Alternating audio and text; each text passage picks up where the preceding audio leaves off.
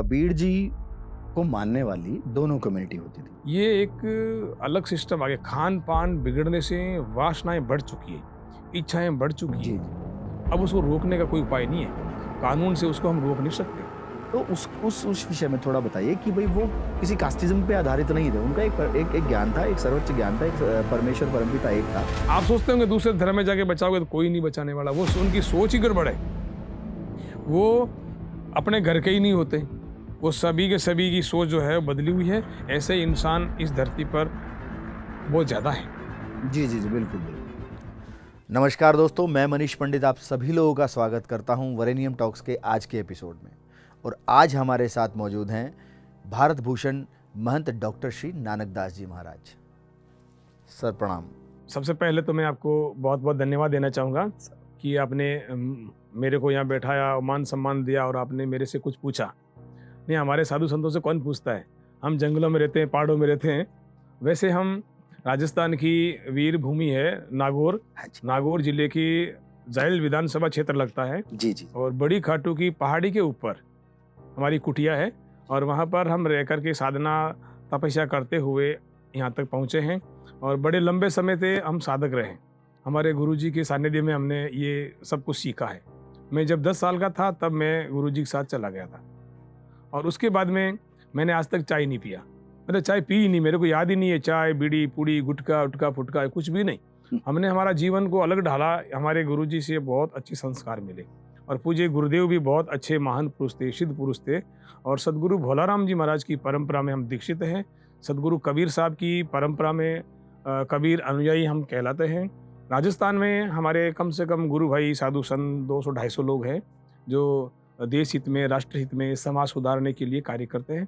तो उसमें एक छोटा सा मैं भी हूँ जो मेरे से जितना बनता है मैं पूरा तन मन धन से समर्पित होकर काम करता हूँ।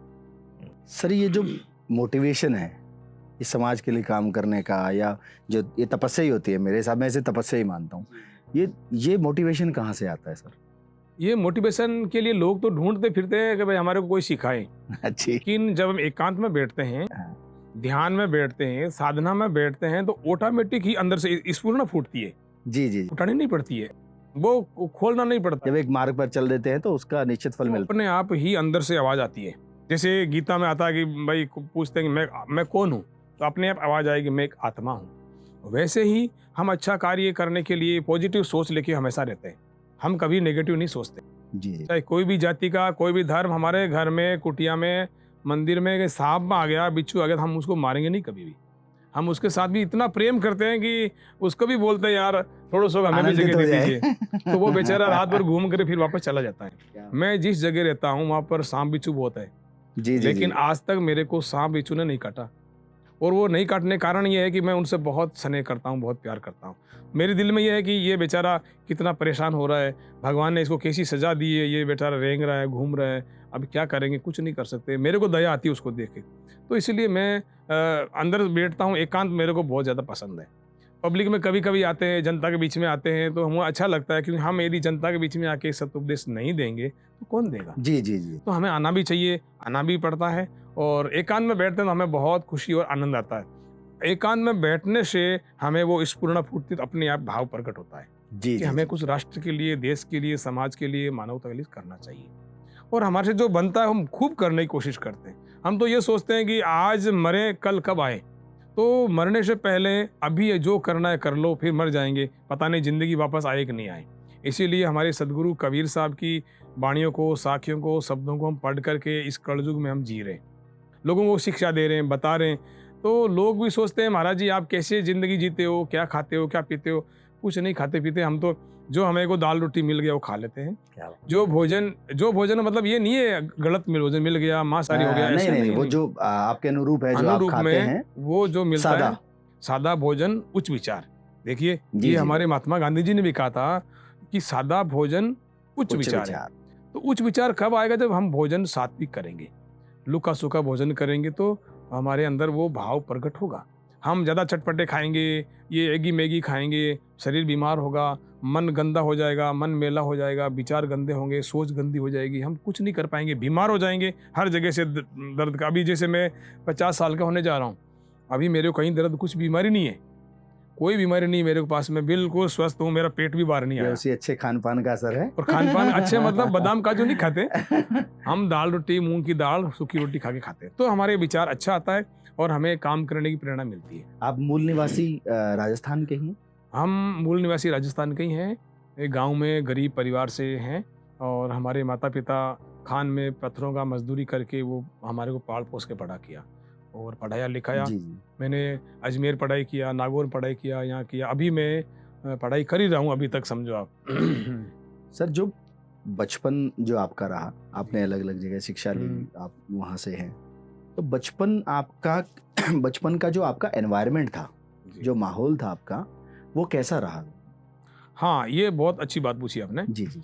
बचपन में भी संस्कार लेने की एक उम्र होती है और हमारे शिक्षा जगत में लक्ष्मण सिंह जी एक गुरुजी थे। जी जी जी। और हम तो बच्चे थे उस समय, हमारे साथ में बच्चे हैं ना, वो कुछ खाते पीते, पूड़ियाँ या चुगलियाँ करते, पेन निकालते, चोरी करते, कार्य पूरा नहीं करते, तो मुझे उनसे वो दोस्ती करना पसंद नहीं लगता, क्योंकि वो हमारे जो गुरुजी थे ना, वो बहुत अच्छा पढ़ाते थे और अच्छी बातें बताते थे, जो आज मैं बोल रहा हूँ जी जी जी। वो हमारे को उस समय बता रहे थे। लेकिन जो एक क्लास में 60-70 बच्चे थे, तो वो मुझे अंग लगी और उनकी बात को मैं अंदर ग्रहण कर लिया। मैं आज तक ये बटन बंद कर रखता हूँ। देखो क्यों रखता हूँ, क्या बात। ये मुझे संस्कार मिले 6ठी 7वीं 8वीं में, और उस समय हमारे गुरुजी कहते थे अच्छे कपड़े पहनना, शरीर को ढक के रखना और यहाँ तक बटन बंद रखना, तो स्कूल में तो रखते ही हैं। तो वो बच्चों की जो भाषा थी वो मैं समझ गया, और गुरुजी का जो आज भी वो मेरे पास संस्कार मिले, वो मेरा माहौल अच्छा था। मैं कभी गलत बच्चों की संगत में नहीं गया। मेरे गुरुजी मिल गए पूज्य देवीदास जी महाराज, उन्होंने मुझे बहुत अच्छी शिक्षा संस्कार दिए और मैं कभी धोबी से कपड़ा नहीं धोपाता, ये मेरे गुरुजी का दिया हुआ संस्कार है। क्या बात। लोग पूछते हैं महाराज ये इतने वाइट कपड़े कैसे रहते हैं भाई, तो मैंने कहा मैं खुद धो करके और तार को साफ करके सुखाता हूँ, मैं खुद ही मेरा प्रेस करता हूँ। क्या बात। मैं किसी से नहीं कि भाई मजबूर हूँ आप मेरे को दो, नहीं। उसी गुरु प्रेरणा को लेकर आज आप अभी तक चल रहे हैं, अभी तक चल रहा जिसको हूँ, आप निभा रहे हैं, निभा रहा है, भरे मन से निभा रहे हैं, और वो आपको फल भी दे रही है। वो आपके व्यक्तित्व में दिखता भी है। जी बिल्कुल। जी। सर, कबीर पंथ से आपका जुड़ाव कैसे हुआ? हाँ, कबीर पंथ से जुड़ाव शुरू से ही हुआ, क्योंकि हमारे पूज्य पिताजी मदन लाल जी जी। वो शुरू से हमारे पूज्य गुरुदेव देवीदास जी महाराज के अनुयायी थे। अच्छा। और वो भी नशा नहीं करते थे और भेड़ बकरी का पालन पहले चलता था। जब से गुरुजी वो पिताजी संपर्क में आए, उन्होंने कहा जीव हत्या का पाप लगता है, हाँ। तुम दरिद्रता से कभी बाहर नहीं निकल पाएंगे, और पीढ़ियां चलेगी दरिद्रता में तो क्या पता। लेकिन जब से गुरुजी से उन्होंने संस्कार दीक्षा लिया, उन्होंने भेड़ बकरी बेचना बंद कर दिया। कसाई को भेड़ बकरी आज भी नहीं बेचते हमारे परिवार में। और उसके बाद में धीरे धीरे हम गरीबी में रहते हुए, हमारे कोई ऐसा नहीं है दूसरों को देख करके हम लालच करें, ऐसा ऐसा वैसा कुछ नहीं। वो बच्चों को पढ़ाया लिखाया, हम डरते थे पिताजी से जी। कहीं भी कोई गलत कार्य हो जाता या स्कूल की शिकायत आ जाती या कोई पड़ोसी आके बोलते आपका बच्चा ने ऐसा कर दिया, तो उससे हमें बहुत डर लगता था। पिताजी मारते थे बुरी तरह से, इसलिए वो पिताजी का संस्कार भी है और उसी वजह से हम यहाँ तक पहुँचे और ये आगे संस्कार बढ़ता जा रहा है। सर, जो आज आप समय का प्रारूप आप देख रहे हैं या जो समाज आप देख रहे हैं आज के समय में, उसमें क्या कमियां हैं या क्या ऐसी त्रुटियां हैं जो आपको लगता है कि वो दूर होनी चाहिए, वो बहुत ज़रूरी है दूर होना? आज के इस वर्तमान समय में, इस कली काल में, तो त्रुटियां तो एक नहीं अनेकों त्रुटियां हो गई। जी जी, भरा पड़ा है संसार और सभी त्रुटियां कर रहे हैं। ऐसा नहीं है कोई भाई त्रुटि कोई ये नहीं कर रहा, सभी त्रुटि कर रहे हैं। अब क्यों कर रहे हैं, ये एक अलग सिस्टम आ गया। खान पान बिगड़ने से वासनाएं बढ़ चुकी है, इच्छाएं बढ़ चुकी है। अब उसको रोकने का कोई उपाय नहीं है, कानून से उसको हम रोक नहीं सकते। इच्छा हो गई मेरे को तो ये खाना है, ये लेना है, कौन रोकने वाला है, ये आज़ाद है सब। अब इसमें हमारे सदगुरु कबीर साहब एक साखी में कहते हैं कि गुरु डर, हरि डर, जगत डर, डर करने में सार, डरिया सो उबरिया, गाफिल खाई मार। इन्हीं जो 3 बातों से ध्यान डरेगा, गुरु से, गुरु महाराज से, भगवान से, ईश्वर से और माता पिता यानी संसार। जी जी। इनसे जो डर के रहेगा वो व्यक्ति अपने जीवन को ही निखार सकता है। अब आज के जमाने में न तो माताजी का डर है, न पिताजी का डर है, और गुरु का तो होने का सवाल ही नहीं है। तो और ये शिक्षा पद्धति ऐसी आई जो हमारे संतों का, हमारी जो नैतिक शिक्षा थी वो तो बिल्कुल पतन हो गया उनका, तो भूल ही गए। पता नहीं हो गया बिल्कुल। लोग सोचते हैं ये बाबा जी क्यों बन गए, इनको कमा के खाना चाहिए। अरे भाई कमा के हम भी खाते हैं, आप भी खाते हो, आराम का कोई नहीं खाते। लेकिन वो सोच बदल गई। अब शिक्षा पद्धति को जब तक हम वापस सही नहीं करेंगे तब तक ये व्यवस्थाएं नहीं बदलने वाली है। जी जी।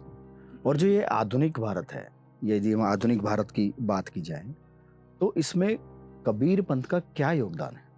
आधुनिक भारत में कबीर साहब का तो बहुत बड़ा योगदान है। जी आज के 600 साल पहले सदगुरु कबीर साहब जब आए थे, उस समय तो बहुत ज़्यादा आडंबर था, पाखंड था और जातिवाद था, और ये हिंदू मुस्लिम का झगड़ा मतलब चरम सीमा पर। जी जी जी, बिल्कुल बिल्कुल। उसको रोकने के लिए कोई कानून काम नहीं आ रहा था। हम्म। नेताओं के, उस समय नेता तो नहीं हुआ करते थे, उस समय राजा बादशाह की परंपरा थी, लेकिन उनकी बस की बात नहीं थी कि वो रोक दें। जी। लेकिन सनातन को खत्म करने के लिए उन्होंने एक षड्यंत्र चलाया, हमारे मंदिर तोड़ दिए गए और नुकसान बहुत सारा हुआ, धर्म के हर चीज़ में हमारी बहन बेटियों की इज्जत लूटी गई, ऐसे बहुत सारे कांड हुए।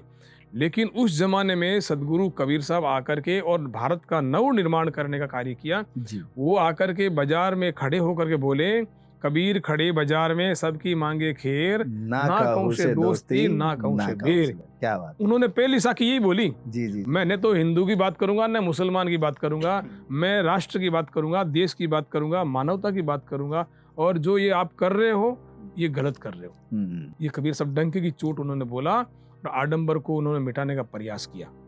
और कबीर साहब जैसे महापुरुष यदि धरती पर आ जाएंगे तो पुनः आज वापस ये शांति व्यवस्था हो सकती है। पूरा देश जल रहा है। जी तो जी। कबीर साहब ने कहा कि आग लगी आकाश में और झरझर जरे अंगार, संत नहीं होता जगत में, जल मरता संसार।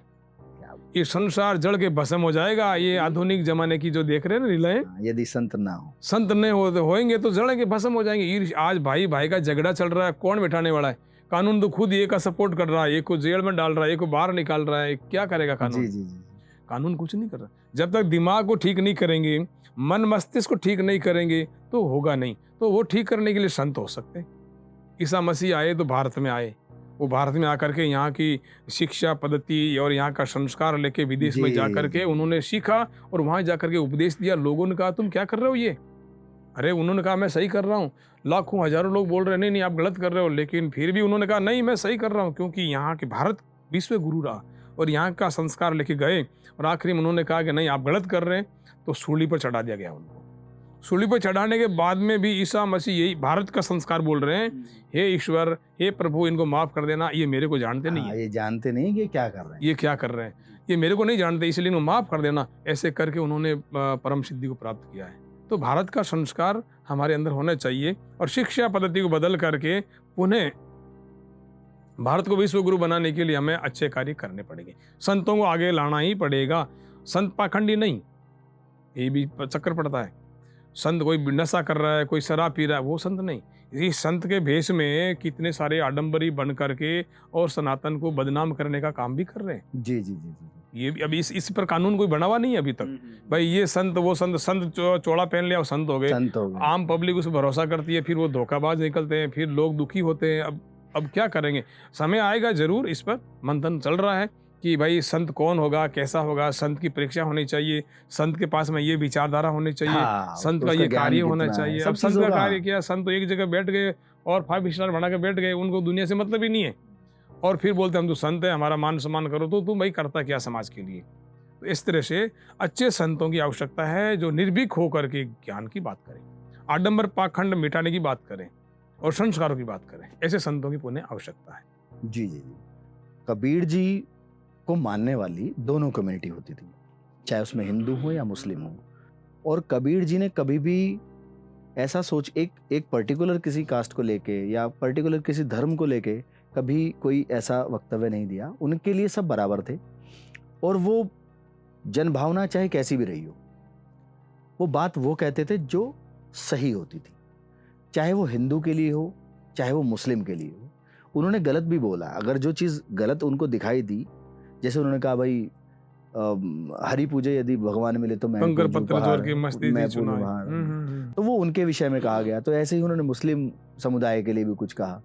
तो उस विषय में थोड़ा बताइए कि भाई वो किसी कास्टिज्म पे आधारित नहीं थे। उनका एक ज्ञान था, एक सर्वोच्च ज्ञान था, एक परमेश्वर परमपिता एक था, तो उस उनकी थोड़ी सी विचारधारा में बता देखो, दीजिए। कबीर साहब ने तो साफ शब्दों में कहा है, अल्लाह राम करीमा केसव, जी, हरि हजरत नाम धराया, भाईरे दो जगदीश कहाँ से आया। क्या बात, दो जगदीश नहीं है, एक ही ईश्वर है। एक ही है। अब कोई सफेद कपड़ा पहनता है, कोई काला पहनता है, कोई पीला पहनता है, उसमें क्या फर्क पड़ने वाला, शरीर को ढकना है तो। तो वैसे ही ये मंडान मंडा हुआ है, ये व्यवस्थाएं अपने द्वारा बनाई हुई है, भगवान की नहीं बनी हुई है। भगवान ने तो मनुष्य जीवन दे दिया, शरीर दिया, बहुत सुंदर बना करके जी, जी, दे दिया। अब अपन चाहे मुसलमान बने, चाहे हिंदू बने, चाहे जैन बने, चाहे बौद्ध बने, वो अपनी सोच है। तो कबीर साहब जिस जमाने में आए थे, उस जमाने में कहते हैं कि कबीर साहब को क्यों आना पड़ा, तो भक्ति खत्म हो गई थी उस समय, हाँ, संस्कार खत्म हो गए थे, मानवता खत्म हो गई थी, अत्याचार, दुराचार, राक्षस प्रवृत्ति बढ़ गई थी। तब कहते हैं कि दक्षिण भारत में से जगत गुरु रामानंदाचार्य जी महाराज काशी में आए थे, जी, और वो कहते हैं कि भक्ति द्रविड़ उपजी, लाए रामानंद, प्रगट करी कबीर साहब ने सात दीप नो खंड। मतलब दक्षिण भारत में से जगत गुरु रामानंद जी महाराज काशी में आए, उत्तर भारत में आए। दक्षिण भारत में आज भी मंदिर मौजूद है, प्रमाण है आज। जी, जी, वहां पर वो आतंकवादी नहीं पहुंचे, वो आतंकी नहीं पहुंचे, इसलिए वो मंदिर बच गए। उत्तर भारत की तरफ वो उनका आगमन हुआ, दुष्टों का आगमन हुआ, और उन्होंने आकर के सबसे पहले नुकसान किया मंदिरों को तोड़ने का। जी, जी, उनका टारगेट न तो भक्ति है, न उनका कोई राष्ट्रभक्ति है, न उनका मानवता को बचाना है। उनका एक ही टारगेट था कि कैसे येन केन प्रकरण इनको खत्म करना है। ये उनकी राक्षसीय वृत्ति थी। उसको रोकने के लिए कबीर साहब जैसे महापुरुष काशी में प्रकट होते हैं, लहर तारा पर। वो प्रकट होकर के उन्होंने ये सारा डंका बजाया, और तभी उन्होंने कहा है, भाई ये आप क्या कर रहे हो, गलत को गलत बोला, सही को सही बोला, चाहे हिंदू हो चाहे मुसलमान हो। बड़ा विरोध किया पाखंड का।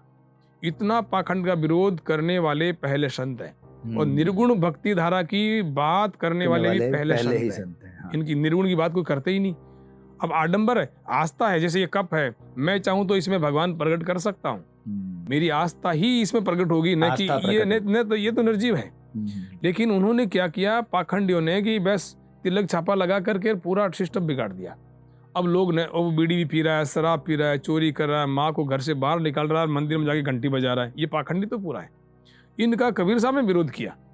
अब मस्जिद में जाके नमाज पढ़ रहे हैं, कई सारे मुल्ला जी नमाज पढ़ रहे हैं, वो ज्ञान दे रहे हैं, लेकिन घर में जाके मुर्गा काट रहे हैं। उनके संस्कार जीव हत्या का है, दया का भाव ही नहीं है। जबकि मनुष्य के लिए सबसे पहला है कि दया धर्म का मूल, और पाप मूल अभिमान, तुलसी दया नहीं छोड़िए जब लग घट में प्राण। जब लग घट में सांस है तब तक दया होनी चाहिए जी। अब उनमें दया कहाँ है, वो तो कमरे में जीव हत्या कर रहा है, खरगोश को मार रहा है, मुर्गी को मार रहा है, बकरे को काट रहा है। जी, जी। दया भाव तो है ही नहीं, खून की नदी बह रही उनके सामने। तो वो न तो हिंदू समझता है न मुसलमान समझता है, राक्षस प्रवृत्ति है। लेकिन हमारी सनातन की ये व्यवस्था नहीं है। तो कबीर साहब ने सनातन धर्म को बचाने के लिए, उन्होंने इस परंपरा को निभाने के लिए जगत गुरु रामानंद जी महाराज से दीक्षा लेते हैं जी। ये हमें संस्कार दिया, नास्तिक नहीं होना है, आस्तिक रहना है। और तुलसी का तिलक लगाया, गले में तुलसी की माला पहनी। तो ये सदगुरु कबीर साहब ने हमें संदेश दिया कि सनातन में रहोगे तो ही आप बच पाओगे, मानवता को बचा पाओगे जी। आप सोचते होंगे दूसरे धर्म में जाके बचाओगे तो कोई नहीं बचाने वाला, वो उनकी सोच ही गड़बड़ है। वो अपने घर के ही नहीं होते, वो सभी के सभी की सोच जो है बदली हुई है। ऐसे इंसान इस धरती पर बहुत ज़्यादा है, और सत्य की और असत्य की हमेशा लड़ाई होती है, और सत्य की हमेशा जीत होती है। कबीर जी के विषय में हमने सुना है कि जब उनका समय निकट आया तो वो अंत समय में काशी को छोड़कर किसी और स्थान पे गए। हाँ। उनका मानना ये था, जो मुझे है सर, तो उसका थोड़ा जरूर बताइएगा, मेरा बड़ा उत्सुकता है जानने की कि अंत समय में वो वहाँ काशी से निकल गए, किसी और स्थान पर गए, इसीलिए कि लोग उस समय ये कहा जाता था कि जो काशी में जिसके प्राण त्यागे जाएंगे तो वो श्री हरि के चरणों में जाएगा। तो उन्होंने ये कहा कि भाई मैंने पूरे जीवन काल में प्रभु का नाम लिया है, तो मेरी सत्यता इस बात से पे नहीं होगी कि इसका मतलब स्थान का महत्व हुआ, मेरे नाम का महत्व नहीं हुआ। तो सर वो थोड़ा सा हमें जरूर बताइए। ये बहुत अच्छी बात बताइए आपने, ये आडंबर पाखंड से जुड़ी बात है। हाँ। जो तिलक छापा लगा करके अपना पेट भराई करते हैं, वो न तो मानवता को समझते हैं, न कोई और कुछ धर्म को समझते हैं। धर्म जानते ही नहीं क्या होता, उनको मतलब अपने स्वार्थ है, चाहे वो बकरा काट के खाए चाहे आदमी को काट के खाए। और ये काटना जरूर, गर्दन काटना जरूरी नहीं है। तो उस जमाने पाखंड चला था कि काशी में आकर के कोई मरेगा वो मुक्ति को पाएगा। पाएगा। ये भ्रम फैलाया गया पूरे देश में। और वो भरम फैलाने वाले वो लोग थे जिनको कोई मतलब नहीं धर्म से, जिनको कोई मतलब नहीं मानवता धर्माया से, से, वो केवल पैसों से मतलब था। धर्माया से। और आज यही पैसों से ही चल रहा है सब कुछ। जिसके पास पैसा है उसकी गाड़ी चलती है, जिसका पैसा नहीं उसकी गाड़ी नहीं चलती है। नेता भी काम उसी का करते हैं जिसके पास पैसा है, गरीबी कोई सुनता ही नहीं है। जी। तो उस जमाने में कबीर साहब आए, 120 साल तक कबीर साहब धरती पर रहे। जी। काशी नगरी उन्होंने चुनी, काशी में रहे, बहुत सारे कार्य किए उन्होंने 120 साल में इतनी प्रशंसा बना ली, अपनी पर्सनैलिटी बना ली, व्यक्तित्व इतना अच्छा निखार लिया, आम आदमी की विश्वास हो गया कि वास्तव में संत कबीर जी है। आखिरी में उन्होंने कहा भाई काशी में मरने से मुक्ति नहीं होने वाली है। तो लोगों ने कहा तो साहिब कहाँ होने वाली है मुक्ति, भगवान हमें बताइए। आपके कर्मानुसार, कर्म के अनुसार मुक्ति होने वाली है, तुम जैसा करोगे वैसा भरोगे।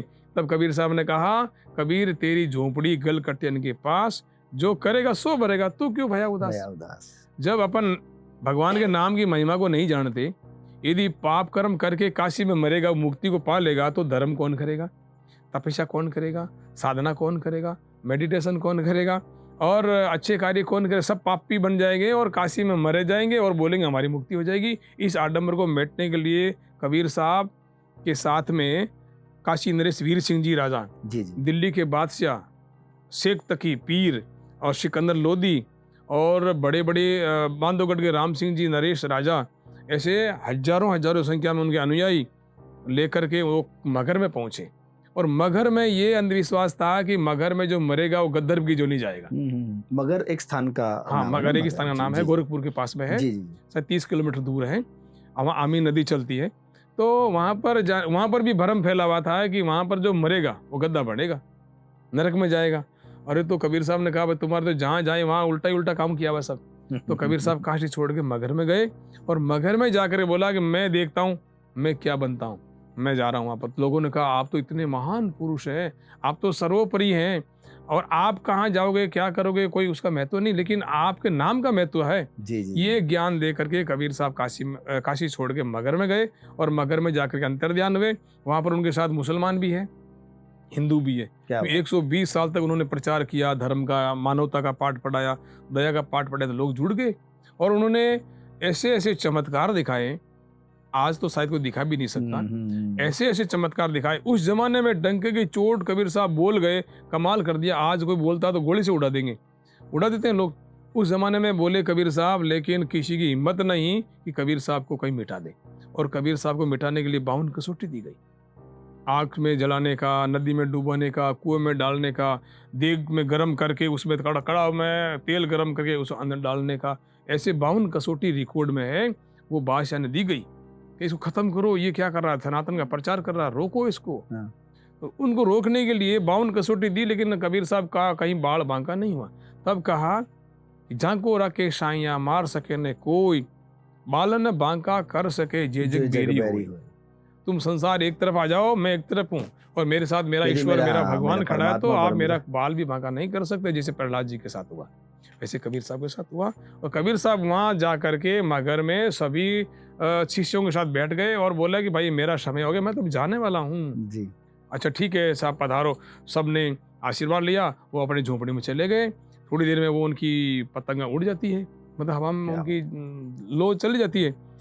फिर विचार आया कि यार काफ़ी देर हो गया, दरवाज़ा तो खोले। तो दरवाज़ा खोलने से पहले लोगों के मन में वापस सांसारिक विचार आ गए। बोले इनका हम तो मजार बनाएंगे, वो बोले हम मस्जिद बनाएंगे, वो बोले हम तो समाधि बनाएंगे। आपस में हिंदू मुस्लिम का झगड़ा फिर शुरू हो गया। अब कौन रोके? जी, जी, जी। अब तो कबीर साहब तो चले गए। तब आकाशवाणी होती है, बोलते हैं तुम खोलो पर्दा है नहीं मुर्दा, युद्ध अवस्था तुम क्यों कर डारी, सुन के बानी अचरज मानी देख निशानी सिर मारी।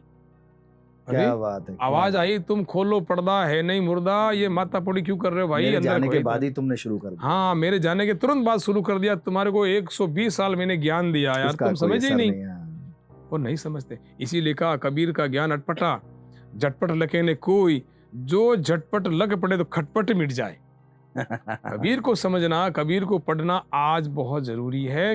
पूरा दुनिया, खाली भारत ही नहीं, पूरी दुनिया ईर्ष्या की आग में जल रहा है। जी जी जी, लड़ाई झगड़े की आग में जल रहा है। इसको बुझाने के लिए क्या उपाय है? वो कबीर को पढ़ना ही पड़ेगा। कबीर पर तो मैं कहना चाहूंगा डेबिट होनी चाहिए टेलीविजन पर, लेकिन अभी तक शुरू नहीं हुआ। कोई बोलता ही नहीं है कबीर को लेकर के। और कबीर ने तो बिल्कुल सत्य बात कही, उस बात को लेके आज चलेंगे तो बिल्कुल शांति हो जाती है, ये झगड़ा ही मिट जाएगा। ये कानून जो है ना, इतने सारे बनाए हुए कानून, ये पोथियां जो है वो वहाँ का वहीं रह जाएगी। बाबा साहब ने कानून बनाया, आज हम बाबा साहब के इस पवित्र स्थान में बैठे हैं।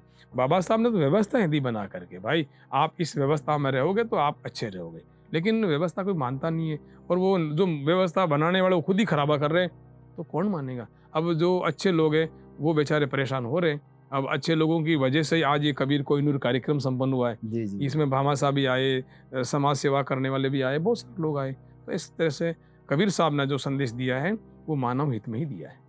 कबीर जी के जो दोहे हैं जगत विख्यात हैं और पूरे मतलब भारत के पटल पे नहीं, पूरे विश्व में सब लोग उनको पढ़ते हैं। तो वो जो उनके दोहे उस समय के हैं, आज के जीवन में कितने सार्थक हैं? वो तो आज को मानता ही नहीं, कोई समझता ही नहीं, पढ़ाते ही नहीं है। वो पहले हम पढ़ते थे, अभी भी बहुत कम लगता है मुझे कि हिंदी में आते हैं, सब बहुत कम जी, हो गए। जी। पहला दोहा हम पढ़ते थे, सांच बराबर तप नहीं, झूठ बराबर पाप, जिनके हृदय सांच है तिनके ताके हृदय हृदय आप। आप। अब इस बात को आज कोई सुनाता ही नहीं है, और बच्चे को पता ही नहीं है क्या बोल रहे हैं, क्या सांच है, क्या आँच है, और क्या उनके दिमाग में विचार चल रहा, पता ही नहीं है। अब हम तो उस समय पढ़े थे, हमारे गुरुजी पढ़ाते थे, पहले तो शिक्षक भी अच्छे हुआ करते थे। अब तो देखो सारा शिक्षा बदल गई है, पैसों के तो लिए सब प्रणाली, कुछ हाँ, कर रहे हैं। प्रणाली बदल गई है। वो पहले कॉन्वेंट की गुरुजी तरफ वो थोड़ा जो ज्यादा होते रुझान हो गया हैं है। बहुत ही बढ़िया तरीके से पढ़ाते हैं, हमें डर लगता था उनके सामने, हम खड़े नहीं हो सकते, सिर नीचे करके खड़े होते हैं, इतना हम गुरु का सम्मान करते थे। और कहीं गुरुजी मिल गए तो हम उनके सामने से निकलते ही नहीं, डर लगता, क्योंकि और डर होगा तो ही हमारा प्रेम होगा। इसीलिए कहते हैं भय बिना प्रीत नहीं, भय होगा तो प्रीत होगी, और भय नहीं है तो प्रेम नहीं होगा। आजकल जो प्रेम कर रहे हैं नकली प्रेम है सब, भय तो नहीं, न तो पत्नी का भय है, न पति का भय है, न ससुर का भय है, न कोई माँ का भय है, न बहन का भय, किसी का भय है ही नहीं, सब आज़ाद हो गए। सत्यानाश होते जा रहा है सब कुछ। ये तो बेचारे संत लोग बैठे हैं, अच्छे लोग बैठे हैं, जो ये आजकल तो भारत में हमारे जो संघ के कार्यकर्ता है वो बेचारे रात और दिन भागते रहते हैं, जी। और वो प्रेरणा देते हैं, अरे तुम जगो जगो जगो जगो और अच्छा काम करने के लिए आगे आइए। तो हमें अच्छा काम करने के लिए ही प्रेरित करना। कबीर जी मूर्ति पूजा में विश्वास नहीं रखते थे। जी, कबीर जी सिर्फ एक सर्वोच्च ईश्वर को मानते थे। उसके विषय में सर थोड़ा हमें बताइए। ऐसा है, मूर्ति पूजा कबीर साहब नहीं करते थे। ये उस समय बोला जब लोग आडंबर में अति हो गए थे। जी जी। वैसे मूर्ति पूजा खंडन नहीं हो सकता, क्योंकि हमारी आस्था है, हमारे सामने कुछ है ही नहीं तो हम क्या देखेंगे, आकाश में क्या देखेंगे, कुछ नहीं दिखता है। तो हमारा कोई न कोई सेंटर बिंदु होना चाहिए। जैसे पहली क्लास में बच्चा आएगा, उसको पढ़ने के लिए पार्टी नहीं देंगे तो क्या वो बच्चा पढ़ पाएगा? नहीं पढ़ पाएगा। वो पार्टी काम की नहीं है उसके, वो पार्टी, वो बढ़ता उस बच्चे के काम नहीं आने वाली है, वो उसको जोड़ के रखती है। उसको जोड़ के रखती है। बेटा तुमको पढ़ना है, वो पार्टी को लाएगा, उसको चाटेगा, मिटाएगा, खराब लिखेगा, करेगा, उसका अच्छा रगड़ेगा करेगा, जी जी। उसकी वो पूजा भी करेगा, संभाल के रखेगा। धीरे धीरे पहली, दूसरी, पांचवी, छठी, आठवीं, 10वीं में आएगा, फिर पार्टी छूट जाती है। तो जो हमारे सनातन परंपरा की संस्कृति है, उसमें पहली स्टेप है कि मूर्ति पूजा तो करनी पड़ेगी। वो बड़े लोगों के लिए कहा है, जी जी। वो छोटे लोगों के लिए नहीं कहा। जो छोटी सोच के लोग हैं उनको तो भाई आपको मूर्ति पूजा करनी पड़ेगी। यदि सामने मूर्ति नहीं है, सामने आकार नहीं है, प्रतिमा नहीं है, तो हम क्या किसको मानेंगे? जैसे हमारे पिताजी स्वरूप हैं, की कल्पना कैसे करेंगे? कल्पना कैसे, हमारे दादाजी पिताजी की कल्पना कैसे करेंगे? फोटो देके करेंगे ना कि भाई है हाँ हाँ बिल्कुल। मूर्ति। और जब मूर्ति होगी ही नहीं तो हम भूल जाएंगे। ये हमारा एक संस्कार है भारत का कि हम यहाँ मूर्ति पूजा करते आज नहीं, शुरू से करते आए। जी जब शुरू में कुछ नहीं था, बनाने वाले शिल्पकार नहीं थे, तो हम रेत की मिट्टी की मूर्ति बना लेते थे।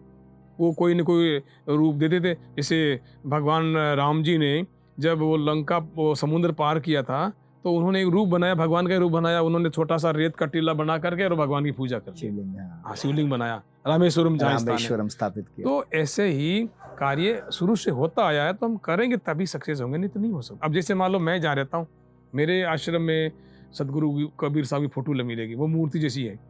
मेरे आश्रम में गुरु जी की फोटो मिलेगी। अब वो मूर्ति हटा दूँ मैं, कबीर जी की फोटो हटाऊँ, वो हटाऊँ, तो मैं देखूँ क्या? फिर मैं ये फिल्मी चित्र देख देख के तो मेरा खोपड़ा खराब हो जाएगा। तो मुझे अच्छे चित्र चाहिए, अच्छी मूर्ति चाहिए सामने। जैसे यहाँ आते हैं तो बाबा साहब की प्रतिमा देखते हैं तो हमें वो याद आती है बात, कि कितने जी, जी, संघर्षशील महापुरुष थे, इन्होंने जी, कितना जी। बड़ा काम कर दिया। उनकी बदौलत से आज हम यहाँ इस भवन में बैठ करके ये आपके साथ इंटरव्यू कर रहे हैं। मूर्ति कहीं न कहीं आपको जोड़ती है जी, उस व्यक्ति विशेष से जिसके बारे में आप सोच रहे हैं, जिसको आप देख रहे हैं। देख रहे हैं। चाहे वो राम जी हों, चाहे वो हाँ, हाँ, मतलब कोई भी साधु संत रहे हों, कोई यदि हम भी उनकी साधु फ़ोटो देख रहे हैं संत तो हो। हम उनसे रिलेट कर पा रहे हैं, हम उनसे बिल्कुल जुड़ जुड़ पा रहे हैं। पाएँगे नहीं, जुड़ नहीं पाएँगे। जी, जी, जी, जी। तो कबीर जी के तो जो अभी हम जो वो है कि भई कबीर जी ने जितना भी सब कुछ लिखा दोहे, उन दोहों पे यदि आज का समाज चले, हुँ, हुँ। मतलब उस समय पे लिखे गए दोहे और यदि हम आज के समाज में भी इसको मान के चले तो पूर्ण रूप से सार्थक हैं। सब लोग अगर उनका अनुसरण भी कर लें तो जी, मुझे जी। नहीं लगता कि ये हिंदू, मुस्लिम या कोई भी और ऐसा विषय हमारे अब पास आजकल बचेगा। बात क्या आती है कि जो कबीर जी ने हाई लेवल में जो बात कही ना, उस बात को तो लोग पकड़ के आ गए नीचे ज़मीन पर। जी, जी, जी। कबीर साहब ने जो खाने की, पीने की, व्यवहार की बात की ना, उसको कोई मानता ही नहीं है। हाँ, हाँ। कबीर साहब ने कहा साँच बराबर तप नहीं, बोलो ना साँच। झूठ कोई नहीं, झूठ क्यों बोलते हो? उसको नहीं बोलता कोई भी। वो बोलेंगे मंदिर मस्जिद की बात करेंगे, उन्होंने कहा अभी मूर्ति तोड़ दो और ये तोड़ दो। अरे तो वहाँ पर क्यों जा रहे हो? पहले तुम्हारा खान-पान, आचार विचार सुधारो। उसके लिए कबीर साहब ने क्या कहा, फिर बात मान के। अब जैसे मान लो आप है, मैं हूँ, हमने पार्टी बर्ता से पढ़ाई कर ली। आप आँख मीच करके कै कबूतर लिख सकते हो, मैं भी लिख सकता हूँ। मुझे पार्टी की आवश्यकता नहीं है। ठीक है। वैसे ही आध्यात्म जगत में हमें आगे जब चढ़ेंगे तो हमें मूर्ति की जरूरत नहीं पड़ेगी, पूजा पद्धति की जरूरत नहीं पड़ेगी। लेकिन ये बात सबको नहीं कहना है। इसीलिए कबीर साहब ने कहा कि मूर्ख को ज्ञान देवते ज्ञान गांठ का जाए। मूर्ख को कभी बात मत बताइए। जब तक मुझे आध्यात्म का ज्ञान नहीं है तो मैं मूर्ख हूँ। समझ गए आप? जी, जी, जी, जी, जी। और मैं उस बात को समझा ही नहीं और मेरे को आके बोल दिया ऐसे वैसे बोल दिया, तो मैं उल्टी सुल्टी बात करूंगा। जितनी आवश्यकता है उतनी ही बात बोलना। जैसे हमारी बहन है, हमारी पत्नी है, हमारी बुआ है, हमारी माँ है तो सब स्त्रियां। जी, जी, जी। सबको भाव अलग अलग देखते नहीं देखते। बिल्कुल, बिल्कुल। वैसे ही जहाँ जिसकी जरूरत हो उसी भाव से उसको देखें, उसी बात। भाव से उसको पुकारे, तो हम ये सनातन संस्कृति को निभा पाएंगे और ये मूर्ति पूजा को समझ पाएंगे। जी, जी, ये जी। मूर्ति पूजा को लोग समझते नहीं है, मूर्ति काट बहुत करते हैं। हुँ। लेकिन फिर भी उनको समझ में कैसे समझाएं? तो उनको बोले भाई तुम अब मूर्ति पूजा छोड़ दे, और क्या है? वो छोड़ेगा तो नास्तिक बन जाएगा, नास्तिक बनेगा तो फिर वो हरामी पापी बना काम करेगा। कबीर जी ने उस समय पे मैं वो संदर्भ समझना चाहता हूँ कि वो किस विषय पे कहा। नारियों को लेकर उन्होंने कहा कि नारी की यदि छाया भी सांप पे पड़ जाए तो सांप अंधा हो जाता है। वो मतलब उसको लेने वाला, उसको बात को समझने वाला उसको किसी और तरीके से भी ले सकता है, पर उसका संदर्भ मुझे थोड़ा बताएं सर। देखो ये बात आपने बहुत सही बताई। जी, जी। नारी की छाइयाँ मतलब ये थोड़ा सा अध्यात्म का अंदर का सिस्टम आ गया। जी, जी। क्योंकि हमारी भावनाएं जो होती है ना, किसी को देख के बनती है। कोई सामने रोने वाला होता है तो हम उसको देख के रोने लगते हैं, कोई हंस रहा है तो हम उसको देख के हंसने लगते हैं। तो स्त्री एक ऐसा सिस्टम भगवान ने बनाया है, उसको माँ के रूप से देखेंगे तो हमें कोई पाप नहीं लगेगा। नहीं लगता। जी, जी। उसको बहन के रूप से, बेटी को देखेंगे तो पाप नहीं लगेगा। और घर से बाहर जब हम निकल जाते हैं तो हम किसी को भी पत्नी नहीं बना सकते, वो पत्नी हमारी घर पर रह गई है। और अब जो विचार बदल गए लोगों के, तो उससे ये नुकसान हो रहा है। कबीर साहब ने नारी के लिए बहुत बड़ा सम्मान दिया। उन्होंने ऐसा नहीं है नारी को जी, छोड़ जी। दिया। उन्होंने कहा, कहें कभी सुनो नर लोई, कागा हंसा कैसे होई। जो कौवा है वो हंस कैसे हो सकता है? कैसे हो सकता है? नहीं हो सकता, वो तो कभी नहीं हो सकता। जो कोयला है वो उजला कैसे हो सकता है?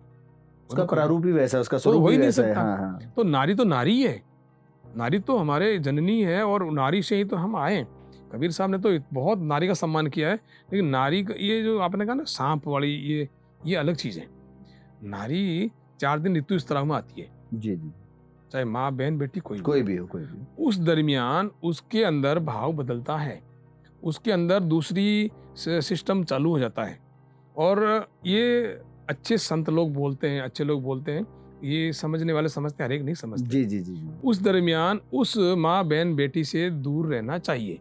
उसकी छाया यदि सांप पर पड़ जाती है, 4 दिन जब पीरियड में आती है बहन, और वो सांप उसकी छाया से गुजर गया, तो वो सांप अंधा होगा ही। ये प्रैक्टिकल है। जी, जी, जी। और उस दरमियान उस माँ बहन बेटी के हाथ की रोटी खाएगा तो उसकी बुद्धि भ्रष्ट होगी, वो अंधा होगा। तभी तो वो बहन पर अंगुली उठाएगा, तभी तो वो भाई पर केस करेगा, तभी तो वो मुकदमा करेगा, तभी तो भाई के जमीन हड़पने की कोशिश करेगा।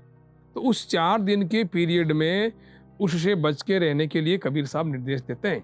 ये पवित्रता का संदेश है। ये ब्रह्मचर्य का, संयम का और ये पवित्रता का संदेश दिया कबीर साहब ने कि 4 दिन उससे आप दूर रहो। दूर रहना मतलब ये नहीं कि उसको बाहर निकाल दो। वो अपने आप रोटी बनाएगी, खाएगी, उसको रोटी बना के खिला सकते हो, लेकिन वो उसकी छाया, उसके टच में हमें नहीं आना है। वो 4 दिन, ये विज्ञान का सिद्धांत भी है। जी, जी, जी। वैज्ञानिक लोग जो है साइंस में इसका बहुत अच्छा समझाने वाले समझाते हैं, लेकिन हम संत लोग भी इस पर बहुत ज़्यादा बोलते हैं। हम उसके घर का भोजन ही नहीं करते। यदि आप विचार करें, जो इतने भी साधु संत महात्मा हैं, जो अच्छे हैं, जी, जी। वो उस घर का भोजन नहीं करेंगे जिस घर में ये पालन नहीं होता है। क्योंकि उसका हाथ का भोजन करने से बुद्धि भ्रष्ट होगी। इसमें न तो कोई कानून काम आएगा, इसमें तो केवल भगवान का ही कानून काम आएगा। ईश्वर का ही संदेश वो काम आएगा जो अभी विज्ञान मानता है। गुरुजी, कोई आज के युवाओं को कोई संदेश ऐसा देना चाहेंगे कि थोड़ा समाज में सुधार हो इन चीज़ों को लेके? आज के युवाओं का संदेश तो मैं बहुत बातें बताता रहता हूँ, देता हूँ, लेकिन संदेश दें कैसे? वो तो चालनी जैसे हो गए। चालनी होती है ना आटा छानने की, जी, जी, जी। तो आज का युवा तो चालनी के समान हो गया। हिलाते अब हैं तो हम क्या ज्ञान दें निकल उसको? जाता है। वो तो निकल ही जाता, उनका कुछ रुकता ही नहीं है। आप देखिए आज के युवाओं में वो एक ऐसा चल पड़ा है, चलन पूरी, फटे-फटे कपड़े पहन के आते हैं और जी, वो जी। पैसा दे करके फटी पैंट लेके आएगा, जी, फटा कमीज लेके आएगा, ऊँचे-ऊँचे कपड़े पहनेंगे, उनकी बुद्धि, उनकी सोच मारी गई। ये अब वो फटा हुआ है, मतलब उसका वो चालनी जैसा हो गया, उसका सिस्टम बिगड़ चुका है। पाश्चात्य संस्कृति से वो बिगड़ चुका है क्योंकि उसका संस्कार खत्म हो गया। अब कोई साधु संत महात्मा ही आकर के इसको वापस पुनः जीवित कर सकते हैं, जगा सकते हैं, तो ठीक है, अन्यथा बहुत मुश्किल है। हमारे आरएसएस के जितने भी कार्यकर्ता हैं, संघ के कार्यकर्ता हैं, वो तिलक भी लगाते हैं, वो चौड़ा पाजामा पहनते हैं, वो बेचारे घर घर जा करके जगाने का आज कार्य करते जी, हैं। जी, जी। हमारे साधु संतों, अब हम तो साधु संत गांव के अंदर जाएंगे तो 2-4 1-2 मिलेंगे, और संघ के कार्यकर्ता तो हर गांव में गली गली में मिलेंगे, क्योंकि वो आगे से आगे प्रेरणा ले। और वो जो युवा है उस लाइन में चल रहा है ना, संघ के कार्यकर्ता रूप में, वो लड़का भारतीय संस्कृति में चल रहा है और वो फटे फटे कपड़े नहीं पहनेगा, वो अच्छी बात करेगा और वो पक्के इंसान बनेंगे और भारत को विश्व गुरु बनाने में उनकी और संतों की मदद से ही ये काम होगा। नहीं, एकल संतों से भी नहीं हो सकता। अब तो चालनी बन चुका है और चालनी को रोकने के लिए तो भाई बहुत मुश्किल होगा काम।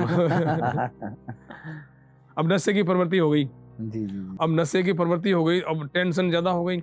सारे गाड़ी घोड़ा मोटरसाइकिल मकान बिल्डिंग कपड़ों में टेंशन में लगे हुए हैं, और आज की दुनिया में व्हाट्सअप फेसबुक में चलती है, उनको पता ही नहीं है मेरा कितने दोस्त हैं। आज फेसबुक में हजारों हजारों दोस्त हैं, एक भी काम के नहीं है। एक भी काम जरूरत पड़ेगी तब एक ही काम नहीं आएगा। वो मित्रता कृष्ण और सुदामा जी की वाली मित्रता है, वो देखने को नहीं मिलती है। धोखा वाली मित्रता मिलती है कि भाई कैसे करके धोखा करें, ये ठगो इनको। तो कबीर साहब ने तो ये कहा कि कबीर आप ठगाइए और न ठगिए कोई, आप ठगिया सुख होते और ठगिया दुख होए। उन्होंने कहा किसी को ठगना मत, खुद को ठगिए। आपको ठगे कोई चला गया तो कोई बात नहीं भाई, आप किसी को मत ठगना। ये संदेश पूरे समाज में दिया, तो ऐसे ऐसे करके हम सभी सुधर जाएंगे, तो फिर ठगना बंद हो जाएगा, जी, जी। झूठ बोलना बंद हो जाएंगे। ये झूठ का ही तो झगड़ा है, जी, जी। जितना झूठ बोलेंगे उतना ही ये झगड़ा बढ़ेगा। तभी उन्होंने पहली सा की शिक्षा में लागू की थी, भाई सांच बराबर तप नहीं, ये तपस्या है बहुत बड़ी, सत्य बोलो। और झूठ बराबर पाप, पाप सबसे बड़ा है झूठ बोलना। और झूठ क्यों बोल, अभी आप मेरे से कुछ पूछ रहे हैं, अब मैं आपको झूठ बोल के कुछ बातें बताऊं तो मेरे को क्या मिलने वाला है? मेरे को भी जवाब वहाँ ईश्वर के पास देना पड़ेगा। चाहे मैं कांच के बंगले में बैठ जाऊंगा, कांच के डब्बे में बैठ जाऊंगा, लेकिन जब मेरे को जवाब मांगेंगे तो मेरे एक कलाई रहूंगा वहाँ पर, और मैं लाखों के बीच बैठूंगा तो भी मुझे जवाब अकेले को देना पड़ेगा। तो फिर मैं क्यों फालतू लफड़े में पढ़ूं? सच बोलो ना, आप सत्य बोलो, होगा तो देखा जाएगा। अगला मारे तो मारे, साज पर यदि मरना पड़े तो मर जाओ, कोई फर्क नहीं पड़ने वाला। लेकिन आज का युवा तो झूठ का झगड़ा पैदा करके, किसी से प्यार मोहब्बत करके रेल से कट के मर रहा है, ट्रेन से कट के वो मर के फांसी खा के मर रहा है, कुएं में मर के जहर खा के मर रहा है। बताओ कितनी सोच मरी गई। और पढ़े लिखे लोग मर रहे हैं। भेड़ बकरी चराने वाला व्यक्ति कभी गलत नहीं बोलता। भेड़ बकरी चराने वाला गांव में रहने वाला व्यक्ति कभी फांसी खा के नहीं मरता। हमारे मतलब पूर्वज या हमारे इतिहास में आता है, हम जानते हैं उन लोगों को, आज भी वो लोग हैं। इतनी गरीबी है, फटी फटी धोती पहन करके, कारी लगा करके बेचारे वो भेड़ बकरी चरा के किसानी करके अपनी मजदूरी करके बच्चे पाल रहा है। जी, जी। और पढ़ा लिखा इंजीनियर डॉक्टर थोड़ा सा कर्जा हो गया, थोड़ी सी परेशानी आ गई, संकट आ गया, तो बच्चों को भी रात को जहर खिला के खुद मर जाता है। हाँ, वो बहुत सारे केसेस बताओ, सहनशीलता खत्म हो गई बिल्कुल ही। तो ये क्यों हो गई, किस कारण से हो गई? ये खान पान, आचार विचार से बिगड़ गया सब कुछ। सर। ये तो अभी हमारे समाज की जो नकारात्मकता है वो हम सब देख ही रहे हैं, परंतु ऐसा नहीं है कि भाई सब कुछ गलत ही हो रहा है, कुछ अच्छा भी हो रहा है, कुछ अच्छी चीजें भी बढ़ रही हैं। तो आज जो हमारे देश में जो आपको लगता है कि ये पॉजिटिव माहौल है या ये चीजें कुछ विगत वर्ष में अच्छी हुई हैं, तो वो कौन सी चीज आपको आज के समय में पसंद है कि भाई ये आज अच्छा हो रहा है, चलो कुछ चीजों से निकल के हमारा समाज आगे बढ़ रहा है या हमारा देश आगे बढ़ रहा है, विश्व स्तर पे हम लोग कहीं जा रहे हैं, तो वो जो बदलाव आए हैं उन पे थोड़ा सा हमारे प्रकाश डालिए। देखिए, सबसे बड़ा योगदान होता है सत्ता का। जी जी। जब से हमारे यशस्वी प्रधानमंत्री नरेंद्र मोदी जी आए हैं, वो तपस्वी भी है, ओजस्वी भी है और न्यायपूर्ण कार्य करने वाले एक अच्छे और सच्चे इंसान है। जी जी। निस्वार्थ भाव से काम करने वाले ईमानदार एक राष्ट्र पुरुष है।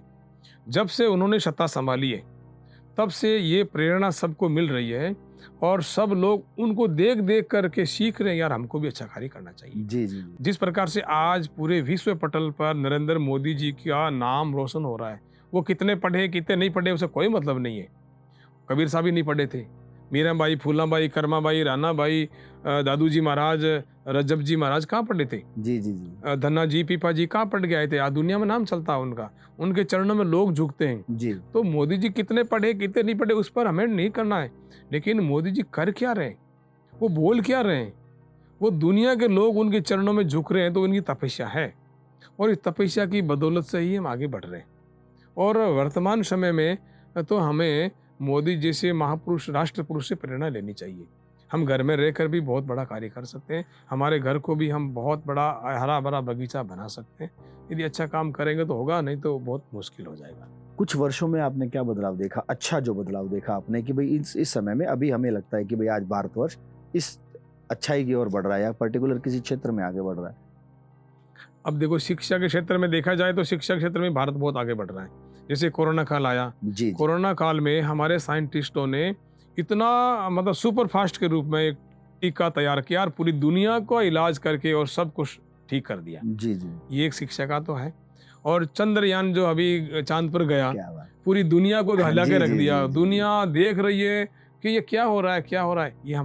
ये जो हमारा पॉजिटिव तो है, ये शिक्षा का प्रभाव तो है।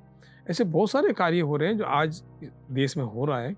अब सेना के अंदर में जैसे मान लो सैनिक जा रहे हैं, अभी इतना अच्छा काम किया है कि एक एक गांव से, हर गांव से एक एक बंदा तैयार हो जाएगा, राष्ट्र पुरुष बनेगा, देशभक्त बनेगा, 3 साल ट्रेनिंग लेके आएगा, राष्ट्रभक्ति कूट कूट के भर जाएगी उसमें, वापस गांव में आएगा तो वो अच्छी सेवा करेगा। कितना बढ़िया निर्णय लिया। ये एक प्लानिंग है, एक सत्ता का साथ बैठ करके जो उनकी टीम बनी हुई है उनका निर्णय लिया, बहुत अच्छा लिया। अग्निवीर जैसे लिया। अब लोग तो अपने स्वार्थ के लिए बोलते हैं, पैसे कमाना है, नौकरी करनी है, 10 साल नौकरी करनी, 15 साल करनी। अरे तुम सोचो पहले, आज क्या खान पान है, क्या व्यवस्था हुई है, कैसे कैसे लोग चल रहे। 3 साल आप देश की सेवा कर लोगे, फौज में आप फौजी बन के घर आओगे तो अपने बच्चों को राष्ट्रभक्ति की पाठ पढ़ाएंगे, शिक्षा देंगे। जी जी। और अपने शरीर का संतुलन हो जाए। आप योगा करो कि नहीं करो, लेकिन फौज में जाने के बाद तो योगा करना पड़ेगा, 4 बजे उठना पड़ेगा और रेसी पर चलना पड़ेगा, बर्फ में जड़ना पड़ेगा, तो ट्रेनिंग पक्की हो जाएगी, तो हम कर्मठ हो जाएंगे, ढीले ढाले नहीं रहेंगे। जी जी। तो ये शिक्षा का ही प्रभाव है। अनुशासन में रहना पड़ेगा, अनुशासन में रहने का ये पाठ पढ़ा देंगे। मैं धीरे धीरे होगा, काम तो होगा जरूर, लेकिन ये जब से ये सत्ता में ये हमारे बीजेपी में मोदी जी आए हैं, तब से बहुत सारे बदलाव हमें दिख रहे हैं। पहले जैसे ये पैसों को लेकर के बहुत सारा बवाल होता, नकली पैसे बहुत आते थे, वो सारा सिस्टम बंद हो गया नोटबंदी के बाद में। अब लोग कह रहे नोटबंदी क्यों करी, आपको थोड़ी पता है भाई, आप तो 100-200 रुपए के लिए नोटबंदी लिए बोल रहे हैं। मोदी जी ने ऐसे ऐसे लोगों के अड्डे बंद कर दिए जो फर्जीवाड़ा चल रहे थे, हमारे को लूट रहे थे, हमारे गरीब लोगों को 1 लाख के बदले 4 लाख रुपए दे रहे थे और वो बेचारे अपने देश को बर्बाद करने में लग जाते थे। उनको रोकने के लिए मोदी जी ने बहुत अच्छा निर्णय लिया। ये तो इन मोदी जी की टीम को धन्यवाद है कि उन्होंने ऐसा काम करके दिखाया, नहीं तो कोई कर नहीं सकता ऐसा। जी। और जो विदेशी शक्तियां देश में आके काम कर रही है, उनको न तो सनातन से मतलब है, न भारत से मतलब है, न भारतीय सनातन संस्कृति से मतलब है। उन्हें सिर्फ प्रॉफिट से मतलब है। उनको पैसों से मतलब है। आज 70 साल में लोगों ने क्या किया? लूटा ही लूटा, सब देश को लूटा, समाज को लूटा, कपड़ों को लूटा, सबको ही लूटा। हमारे कपड़े ही बदल गए, लोग फटे फटे कपड़े पहनने लगे। बताओ, ये कपड़े लोग ले गए हमारे, तो क्या पहने हम? धोती कुर्ता चला गया। ये तो अभी हमारे आरएसएस के जो बंदे हैं, जो सेवक हैं, वो बेचारे लगे धोती कुर्ता कम सिखा तो रहे वापस।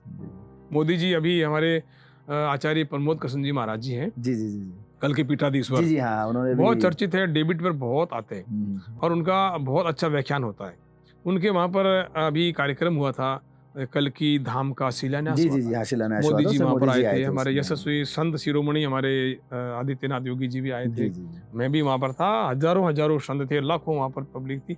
तो मोदी जी जब उस जगह आते हैं, भाई ये कार्य हमें मुहूर्त का करना, तो वो बहुत ही अच्छी वेशभूषा में आते हैं। जी जी जी जी जी बहुत ही अच्छी वेशभूषा में आते हैं, अच्छे धोती कुर्ता पहन करके, और बिल्कुल ऐसा लगे कि उनको देखते हैं हाथ जोड़ने का मन करता है कि उनको प्रणाम कर लें। क्या बात। ये हमारी संस्कृति सिखाती है। तो लेकिन लोग जरूर कहते हैं वो कपड़े का पैसा है, महंगा। अरे भाई, हमारा भारत का प्रधानमंत्री है, हम इतने गरीब फकीर नहीं है। हमारा भारत सोने की चिड़िया वाला देश है। हाँ, हम हमारे प्रधानमंत्री चाहे कोई बने, जी हमारा राजा जो भी बने, हम उनको गरीब नहीं देखना चाहते। विश्व पटल पर हम उनको सबसे अच्छा बना के रखेंगे, तभी तो हमारी इज्जत बनेगी। जी जी जी हम घर में तो फटे कपड़े पहन लेंगे, लेकिन कहीं बाहर जाएंगे तो भाई इज्जत तो रखो यार, कम से कम। तो हमारे मोदी जी पूरे विश्व पटल पर हमारी इज्जत को रखे और नाम रोशन किया भारत का। तो ऐसे लोगों से हमें शिक्षा मिलती है, और वर्तमान समय में हमें तो शिक्षा लेनी है, तो ऐसे लोगों के साथ ले सकते हैं। जी सर, आपने हमें इतना कीमती समय दिया और इतनी ज्ञानवर्धक बातें बताई, उसके लिए हम आपका बहुत बहुत धन्यवाद करते हैं। बहुत बहुत धन्यवाद।